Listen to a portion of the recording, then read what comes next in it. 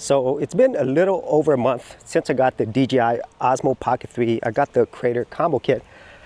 And today I'm going to be giving you some of my real world thoughts on it from me using it and also from my own perspective. So I'm going to be giving you some pros and some cons, and some of the cons could be potential deal breakers for you. So I'll give you that information near the end of the video.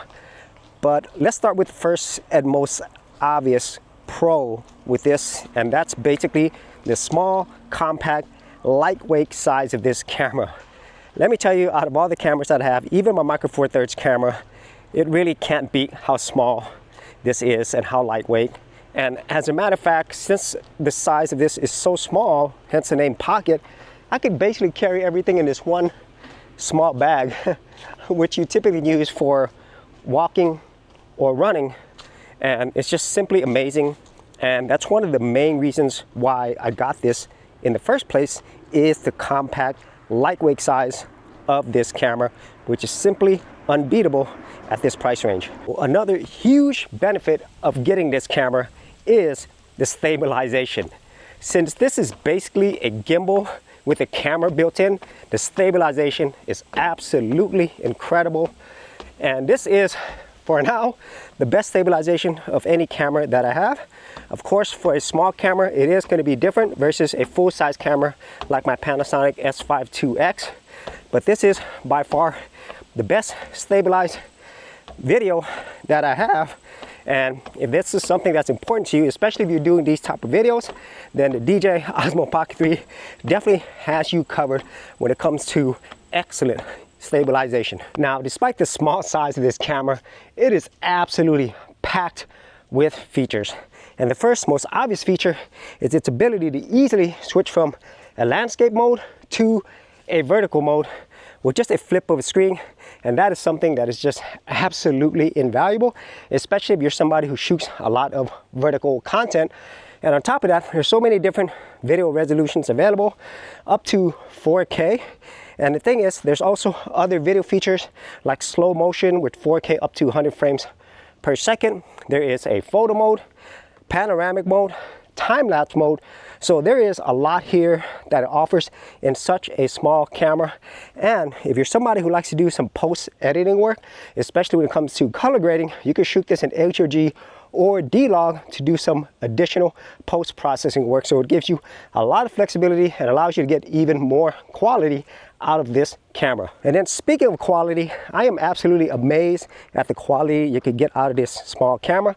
I kind of thought it would be similar to a smartphone, and maybe for a high-end smartphone, they're very close.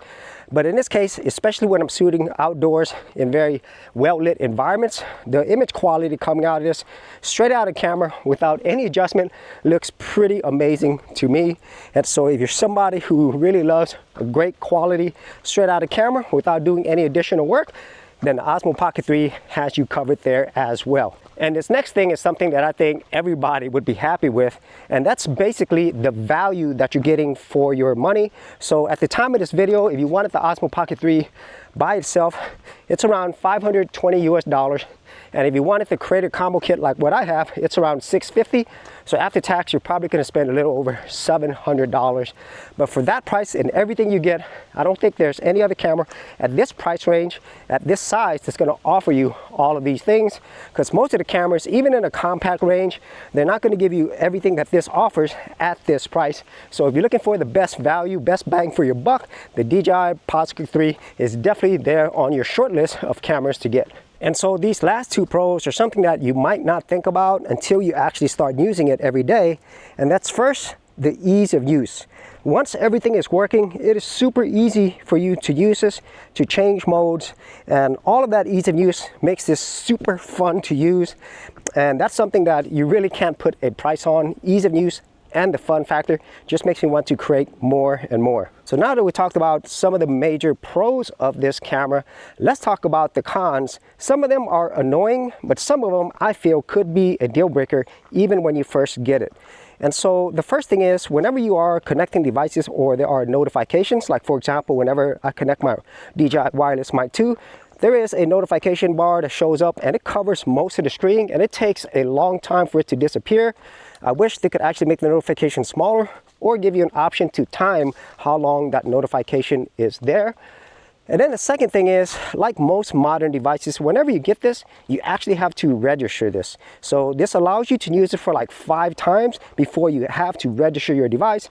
Put in your email, create an account, and I really hate that because it makes me feel like I do not own this device. So if you don't register this device within these 5 times, you cannot use your camera, and to me that absolutely sucks. And so these next 2 cons are ones that were almost a deal breaker for me.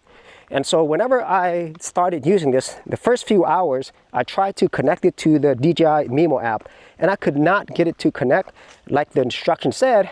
And the thing is, the instructions at the time that I got this camera were for the older version of the app, and so it would not connect to my camera, and that really made me angry because I just spent over $700 and it can't even connect to my phone.